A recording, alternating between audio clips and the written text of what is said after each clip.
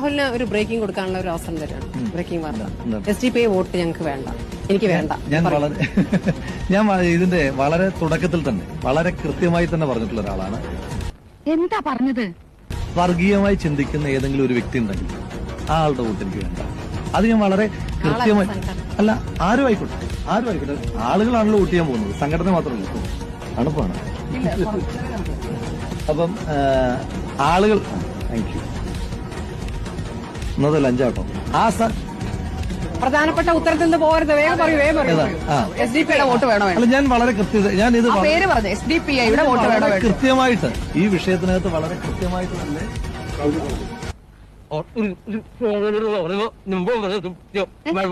എന്താ പറഞ്ഞത്? അപ്പോ അവള് പറയാണേ അടുത്ത എന്താ പറഞ്ഞത്? അത് തന്നെയാ പറഞ്ഞത്.